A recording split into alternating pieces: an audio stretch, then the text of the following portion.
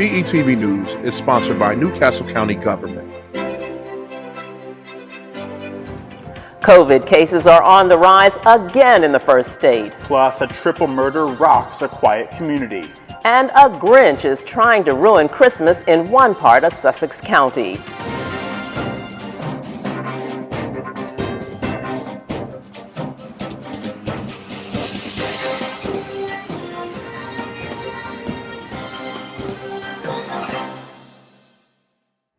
Good evening and welcome to DETV News, your trusted news source. I'm Lauren Wilson. And I'm Matt Ford. Thanks for joining us tonight. Topping the news tonight, a former Newcastle County Police Corporal has been indicted after police say he used excessive force during the arrest of a 16-year-old girl. The incident between Michael Carnival happened earlier this year at the department's prisoner processing area.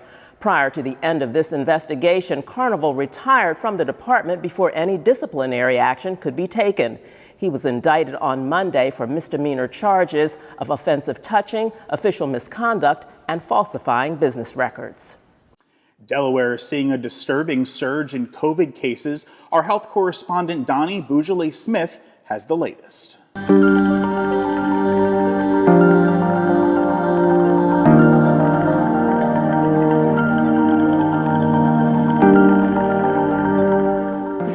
From the CDC and the Department of Public Health to exercise tremendous caution during the holiday season, Delaware has experienced a major increase in COVID cases. 50% more Delta variant cases were reported last week. This was a direct result of the many social gatherings during the Thanksgiving weekend. After Thanksgiving, as we started to move into the December holidays, people moving back indoors, it's cold outside, people are circulating, a lot of people vaccinated, but not taking the precautions that they were before because they are vaccinated, and there is a greater comfort level there. But we need to stamp down this surge that we're seeing, keep our families safe. As a state, positive tests have increased by 10% since January, and hospitalizations are up by about 77% since November 1st. So what can we do? As the Director of Public Health, Dr. Carol Rattay stated this week, it is time to double down. That means refocusing our efforts on known best practices regarding social distancing, hand washing, and wearing masks in public spaces, particularly indoors. Wearing a mask when in indoor public settings is really important. Now that we're dealing with this new Delta surge, I can't say this enough. Going into the grocery store, going gift shopping, going to the craft fair, sporting event, concert, holiday gathering. If you're indoors, please wear a mask. The state continues to push for vaccinations across all age groups and all counties as the best way to mitigate the risk of contracting COVID, its variants, and potential sickness and death. If it has been 6 months since residents have been fully vaccinated, Governor Carney encouraged Delawareans to receive the booster as additional protection. And in fact, early reports are showing that the booster may be effective in preventing the spread of the new Omicron variant. While Delaware has no reports of the new Omicron variant, our neighbors in Pennsylvania, New Jersey, and Maryland have detected positive cases. As mentioned, his strong push this week is for residents to increase mask wearing, especially within indoor public spaces. The governor went on to say that while he was not making masks a statewide mandate, he strongly encouraged citizens to do their part in keeping themselves and their families safe. We like to avoid mandates like that, and the places that I go to, I often see most people wearing masks when other people wear a mask, oddly, and low adherence to mask wearing when others aren't wearing masks. I think if we can get the message out that we're going to see this winter surge as we have in the past, that people will help out and don their mask and help us to prevent the surge from getting out of control. For more information on COVID-19 or where to get vaccinated, please check out Delaware's official coronavirus website, coronavirus.delaware.gov. I'm Donnie Bougele-Smith, your health correspondent. Back to you, Matt. Thanks, Donnie. The governor's message comes on the heels of a recently held vaccination clinic. Unvaccinated children ages 5 to 11 were able to receive their first dose of the Pfizer COVID-19 vaccine. Many children accompanied by their parents or legal guardians received their shot at the pediatric vaccination clinic held at the University of Delaware. The clinic was open to the general public as well as children of UD faculty, staff, and students. Those who came with children in hand said they were relieved to see their young ones get vaccinated.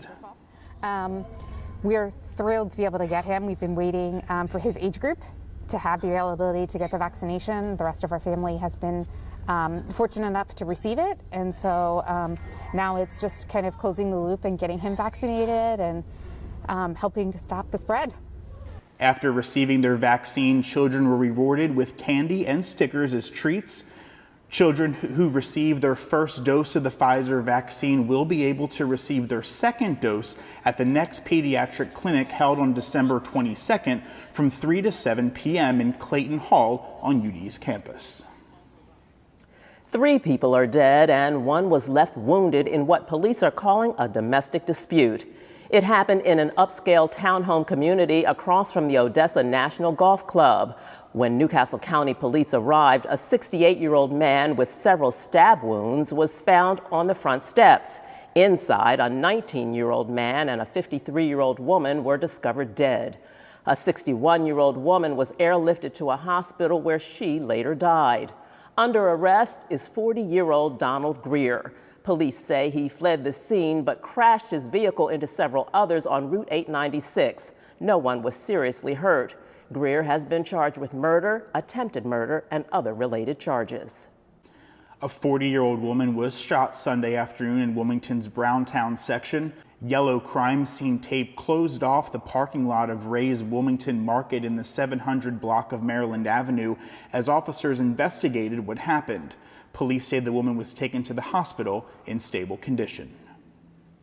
More bloodshed to report in Wilmington. A 37-year-old man died after being shot Monday evening in the first block of East 27th Street. The victim was identified by police as Maurice Harrigan. The killing continues to push Wilmington's homicides to new highs. 39 shootings have occurred in the city this year.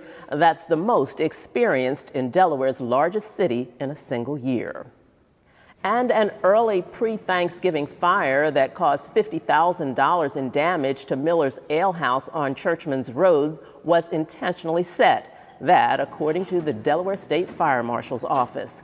This week, this security photo was released. It shows a person who authorities believe was at the restaurant before and during the blaze when firefighters arrived on November 24th. Flames were spreading up the roof of the front line of the building.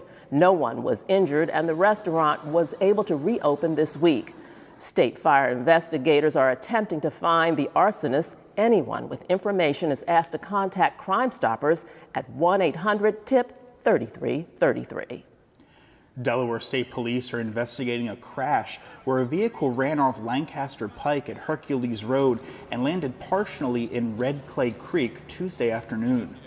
Cranston Heights firefighters, Newcastle County paramedics, and members of the Newcastle County Swift Water Rescue Team responded to the scene just before 3 o'clock in the afternoon on Tuesday. Medics said the 39-year-old man driving the car was out of the vehicle when they arrived and assisted up the embankment by firefighters. He was taken to Christiana Hospital in stable condition.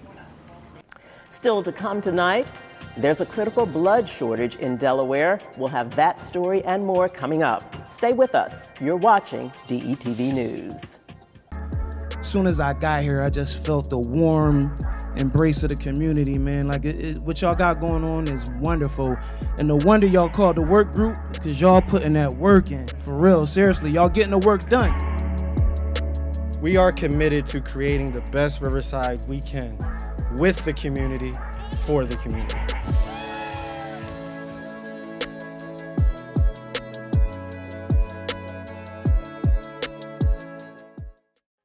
This message is brought to you by Newcastle County Government.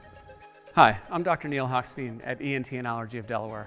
We've been very fortunate to be protected from COVID-19 with the vaccines, but now we're hearing a lot about booster shots. If you're over 65 or have some immune compromise, booster shots are an effective way to strengthen your immune system again.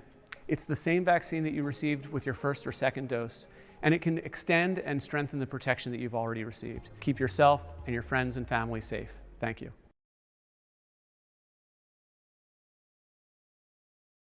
Welcome back. Good news out of Sussex County this week. Tidal Health Nanacoke in Seaford is getting federal funding to help with COVID relief efforts. The hospital will receive more than $1.5 million federal dollars in CARES Act funds through the U.S. Department of Health and Human Services. Delaware's congressional delegation, Senators Tom Carper, Chris Coons, and Congresswoman Lisa Blunt Rochester fought for the funding. The relief aid was created to help rural area clinics and hospitals that face greater challenges brought on by the pandemic. The hospital was left out of the first initial round of funding back in 2020, but this year, Delaware's U.S. lawmakers wrote a letter pushing for the federal relief dollars. Hospitals and clinics aren't the only medical centers affected by the pandemic. DETV reporter Kaylin Pride has more on this story. This holiday, the blood bank of Delmarva has been experiencing a shortage in donors. Their hopes are that while people are out holiday shopping, they also take the time to come and give the gift of life. It's beginning to look a lot like Christmas, but the holiday season is anything but merry for the blood bank of Delmarva. There are too many empty chairs where donors would sit while giving blood. Spokesperson Anthony Parado says the situation is so bad that the blood bank has declared a blood emergency. So we here at the Blood Bank of Delmarva are charged with keeping all 19 hospitals in the peninsula stocked with the blood and blood products that they need. It's a tall order, but somehow we do it with the help of donors every day. Blood, despite all our technological advances, still must come from the human body. So we rely on people to come in voluntarily, roll up their sleeve, and donate blood. And it always gets tough around this time of year during the holidays. It slows down. As you can see, we're not terribly busy. And it's a challenge that we're trying to stay ahead of. And that's why we had to announce a blood emergency recently. You know, we ideally like to maintain a 7-day supply so that we can supply all those hospitals that I mentioned in Delmarva. And we're less than half that right now. So that is terrible. I'm not gonna lie to you. And we're trying to get people to come out and see us during the holidays. It's that time of year when people give, why not give blood? Usually, high school and college blood drives help a lot. But with the pandemic, they've dried up, with blood banks seeing a 57% drop in mobile operations. That's why there's a desperate need for more donors, especially those with rare blood types. I'm a regular donor, and I know this time of year is always tough for them. So as long as it fit into the donation schedule, it's good to help out. When it comes to donating, your vaccination status doesn't matter. You just have to be 17 years of age and at least 110 pounds. If you would like to donate some blood, make sure to call and make an appointment. I'm Kaylin Pride with DETV. It's been a long time coming, but the Down Syndrome Association of Delaware has a new home. With the snip of a ceremonial ribbon, the new headquarters off of Kirkwood Highway opened. The DSA Center will provide paid internship training that organizers hope will lead to competitive jobs. The site includes a full-service cafe with a gift shop that has items made by adults with Down syndrome.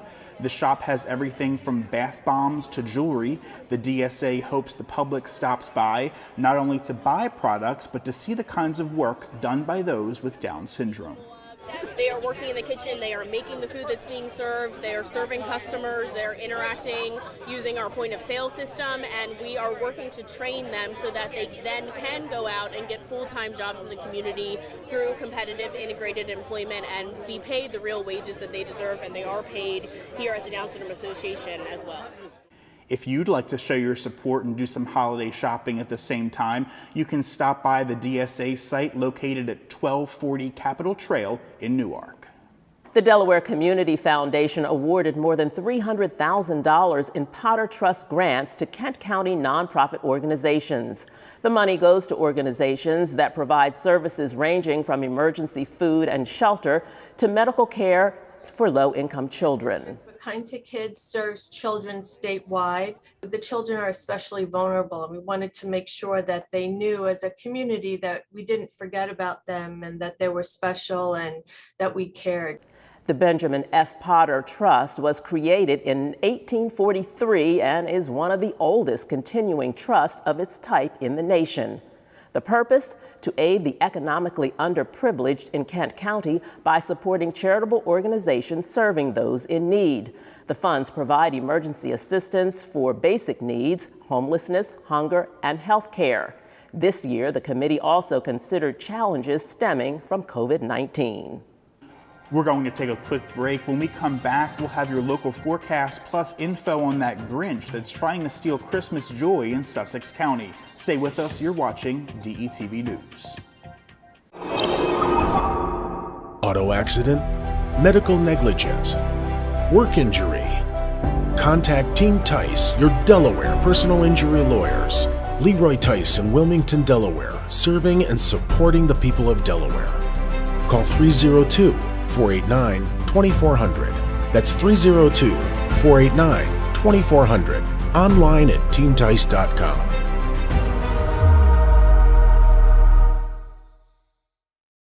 Welcome back. Well, Mother Nature certainly has been teasing us these past few days. Here's Shakira with a look at the forecast. Thanks, Matt. Here is your DETV 3-day weekend weather forecast. Friday, we're looking at partly cloudy skies and rain in the evening, highs of about 53 degrees. So if you have to get out, run some errands, earlier is better than later. Saturday, we're expecting rain all day, but the highs will be about 68 degrees. And on Sunday, we're wrapping things up with a high of about 47 degrees and partly cloudy skies. So here's another weekend for you to get some Christmas shopping done, or if you're someone like me, possibly get it started. Thanks for watching. Back to you, Matt. Thanks, Shakira. Organizers of the popular Shellville Christmas Village in Rehoboth Beach say someone is out to ruin the holidays by vandalizing their community display. Since the venue first opened to the public back on November 20th, they say almost every night they are replacing strings of Christmas lights that have been cut. Organizers want this vandalism to stop, they say. The maze of Christmas trees is just one part of Shellville's elaborate display. This is the location where workers discovered several wires that were severed over and over again. People are left wondering why anyone would do this. Organizers say the Shellville Christmas Village surveillance cameras unfortunately did not catch the people responsible. They say this will cause them to install more to catch whoever is trying to ruin this holiday display. In brighter holiday news, the annual Christmas tree lighting ceremony returned to Rodney Square.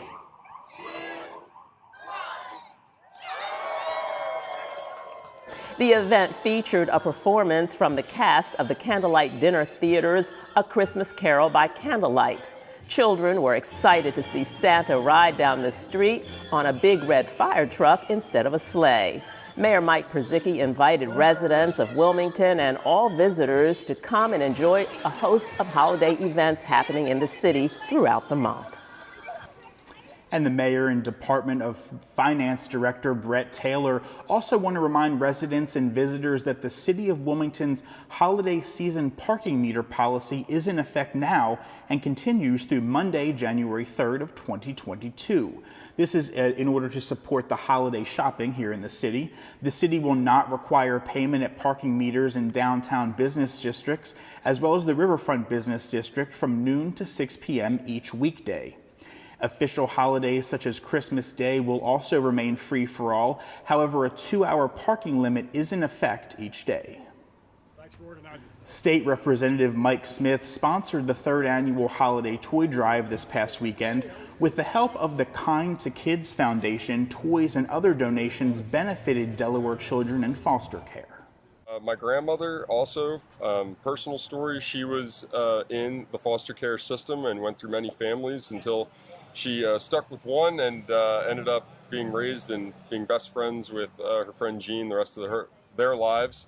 And so I thought it was a really fun way to remember my grandmother, talk to my kids and other kids what it means to bless other children that aren't as fortunate as us around the holiday season, and make sure every kid in Delaware's foster care system has a wonderful Christmas.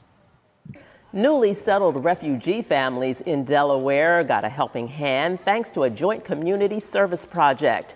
For the second year, members of the Zeta Omega chapter of Alpha Kappa Alpha Sorority Incorporated, along with the Wilmington alumni chapter of Kappa Alpha Psi, came together to collect gift cards at the Jewish Family Services Center in Wilmington.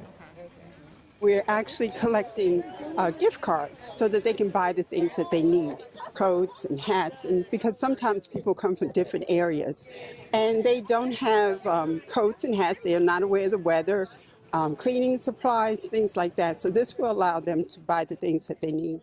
We're going to take a quick break. When we come back, Nick has sports, so stay with us. You're watching DETV News. This message is brought to you by Newcastle County Government. Many wonder, what is a variant? A variant is a mutation or a change in the genetic sequence of the virus. Some of our methods of treating COVID-19 become ineffective. If we were to simply get vaccinated, we could decrease the spread and the likelihood that a mutation would form in the first place. Let's get vaccinated. Welcome back to DETV. I'm Nick Alessandrini. It's almost championship Saturday as we have our matchups for our DIAA football title games. The first season where there will be 3 championship games and 3 champions here in Delaware, thanks to the new football realignment that debuted this season. Let's recap the semis and look ahead to Saturday's championship matches. The Class 3A semifinals kicked off on Friday night with top-seeded Smyrna and Dover. Smyrna looking to get back to that title game for the first time since 2017, and Dover was not going to go down easy. The game started with a 10-play, 67-yard drive from Smyrna, capped off by a Wayne Knight 10-yard touchdown run. Into the second quarter with an 8-0 Smyrna lead when quarterback Cameron Edge would find Ymir Knight on 4th down for a 19-yard score. Dover would answer on the next drive with a 20-yard touchdown pass from sophomore Nasheen Cosby to a wide-open Sir William Bauer, 16-7. Smyrna, though, would close out the half with a score and take a 24-7 lead into the locker room. It was all Dover, though, in the third as the Senators would score 14 unanswered points and trim that Smyrna lead to 24-21. But Smyrna would close it out in the fourth, scoring 3 more times on their way to a 41-26 win over Dover. So who will they meet on Saturday? Well, our other 3A matchup was a battle between Salesianum and Middletown. Middletown looking to advance to their 10th championship game this weekend, but the scoring started early in this one. One of my favorite players to watch here in Delaware, Zaire Tart, returns the opening kickoff 95 yards to give Middletown a 6-0 early lead. Sallies would get the ball back late in the first half, but the Middletown defense would make a big play. Ryan Cheaton would step in front of a Connor Campbell pass and take it back 65 yards the other way for a touchdown. 12-7 lead for Middletown at the half. Then after a Davis to Heinsohn touchdown, the Sows would answer again with a 6-yard run from Connor Campbell. 2-point attempt was good. The Middletown lead was cut 18-15, but it was all Cavaliers from there. Davis would find Hinson again for touchdown number 2, and then Zaire Tart with his second touchdown of the game, this time a 91-yard pick 6 to put it on ice for Middletown. Smyrna and Middletown will meet Saturday at 3:30 p.m. at Delaware Stadium with the championship on the line. The 2A semifinals, we first saw Woodbridge and Wilmington Friends. That one was Friday night, and then DMA Archmere on Saturday. It was a quick start for the Blue Raiders, who jumped out to a 24-0 lead over Wilmington Friends down at Woodbridge. 2 Seatric Stones interceptions led to 2 touchdown runs by Kenny Newton. Woodbridge would go up 14-0, and then the Blue Raiders would add 10 more points before the half, a 24-0 lead for Woodbridge as the 2 teams head into the locker room. Friends would add a Tattersall and Chuckawocha touchdown late, but not enough to overcome Woodbridge. The Blue Raiders back in the title game for the 4th time since 2016. In our other 2A semifinal, it was a rematch from Week 10, Archmere and DMA, in what was maybe the game of the year to date. It was all DMA in the first half, led by their defense. The Seahawks D shut down that high-powered Auks offense early, forcing turnovers and getting a 10-0 lead at the break after a B.J. Aline touchdown rush. The Auks, though, well, they would wake up in the second half. The first play of the third quarter, Chris Albera would find Connor Udovich for a 73-yard touchdown for Archmere's first points of the game. 10-7, the DME lead cut. Then Archmere would score again on a safety after they pinned DMA deep in their own territory, 10-9. Then just a little later on, Chris Albera would take it in from 11 yards out and find Connor Udovich for the 2-point conversion. Udovich channeling his inner OBJ with this one. Archmere takes the lead 17-10. Then following another DMA turnover, Chris Albera would add a field goal, 20-10, Hawks on top. And then Aline would answer for the Seahawks. 26-yard touchdown late in the fourth quarter. That lead now 20-16 as this one would come down to the wire. DMA would have a chance to score the go-ahead touchdown late in the fourth, but the Archmere defense would come up with a huge goal line stand to advance to back-to-back championship games, and the Hawks are going to look for their first state title since 1982. Woodbridge versus Archmere, Saturday at 11 a.m. at Delaware Stadium. In our 1A semifinals, it was all of our top 2 seeds. First, number 1, Laurel hosting Indian River in a rematch of what was an overtime game in the regular season, but this time it was all Bulldogs. Laurel scored 27 first-half points and rolled to a 33-0 victory, and St. Elizabeth's, well, they did the same thing. The Vikings faced a tough young Tatnall team, but they answered the call. 4 Kasim Benson touchdowns helped the Vikings earn a spot in the title game on Saturday. The Vikings defense held Tatnall to under 100 total yards in the 33-0 victory. Both Laurel and St. E's have not allowed a point so far in the playoffs, and now they will meet in the championship on Saturday at 6 p.m. at Delaware Stadium. All of our championship games this season are number 1 versus number 2. The Blue Coats, they rallied off 2 back-to-back wins at home over the weekend. Lineham, she was at the Fieldhouse. The Delaware Blue Coats beat the Long Island Nets here at Chase Fieldhouse 125-110, and they improved to 7-1 on the season. 8 of the 9 Delaware players that played finished in double figures, and they were led in scoring by Shaquille Harrison, who had 23. The Coats were lights out from downtown. They were 19 of 44. And their defense, pretty darn good as well. They forced 22 turnovers while only turning it over themselves 8 times. Jaden Springer finished with 20 points, and two-way player Aaron Henry had 16, which included 4 made threes. The team will go out on the road for 2 before returning to the Fieldhouse next Sunday to face the Westchester Knicks. For DETV, I'm Dee Lineham. That'll do it for sports this week. We're going to take a short break. When we come back, more DETV news. Let DART do the driving. DART First State provides transportation that is clean, safe, reliable, and affordable. Plan your trip and get real-time bus information with the free DART Transit app. Scan your phone to pay your fare with the free DART Pass app. So what are you waiting for? Try transit today. Visit dartfirststate.com or call 1-800-652-DART.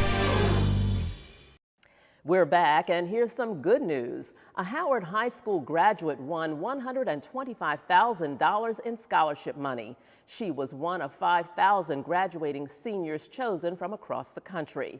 Janae Smith-Williams, who graduated earlier this school year, is majoring in psychology at McAllister College in St. Paul, Minnesota. She plans to be a youth mental health counselor. Janae can thank Zeta Phi Beta Sorority Incorporated and its affiliated organizations for helping to foot the bill for her college education. What started out as a joke about 20 years ago has turned into one of the wackiest traditions in Delaware. It's the one and only Claymont Christmas Parade that's centered around what can only be described as a pitiful-looking wild fir tree. Back in 1998, the tree or weed kept growing from a crack along the roadside of I-495. For years, passing motorists would decorate the poor thing, only for DelDOT crews to come along and chop it down. 8 replacement trees later, DelDOT gave up and now allow residents to keep their tradition alive by decorating the Charlie Brown-like tree in the median of the roadway. The Claymont Lions Club sponsors the parade, which was canceled last year due to COVID. Clearly, area residents are determined to keep the so-called Christmas weed alive. And some four-legged friends got some forever homes just in time for the holidays. The Brandywine SPCA held a mega adoption event that resulted in 661 dogs and cats finding new homes. The adoptions took place at the SPCA locations around the state, and everyone had a doggone good time seeing the pets leave the centers with new, loving owners. You can file this one under news you never know you needed. Charles Barkley, the former Sixers star and current television personality, is full of stories, and his latest is, well, a nod to Delaware. In a video clip from The Steam Room, his podcast with TNT host Ernie Johnson, Barkley recently explained he named his daughter Christiana after none other than the Christiana Mall. When his exasperated co-host asked why, Barkley had this to say. Well, she's named after a mall, in fairness. There's a Christiana Mall in Delaware that I used to always go by. That's how she got her name, Christiana. Hold. Stop. Wait, what is it? You named your daughter after a mall? Yeah. Why? I don't know. I just like the mall. You're a mess, man. Christiana Barkley is 32 years old, born in 1989, when her dad was in the middle of his prime with the Sixers. She is Barkley's only child. And finally tonight, the ongoing Restore the Corridor project on I-95 collided with social media Tuesday after a new Exit 7 sign went up. Take a close look. The A in Delaware is missing. The sign with a misspelling was the butt of jokes and criticism on social media, but DelDOT had a quick Twitter response that read, "We were making sure commuters were aware of our signage. Now stop texting and taking photos while driving and pay attention to the road." So Lauren, you text me. I was out of town on Tuesday when this happened, and Lauren texted me that, and I was like, wait, is this a joke? Like, is this some type of meme you were texting? It was a real thing, and you just had to wonder who did it. And on Delaware Day, no less. Exactly. That's terrible. That's our weekend review. Thanks for watching DETV News. I'm Lauren Wilson. And I'm Matt Ford. Be sure to check DETV out all across social media. Stay well, and we'll see you next time.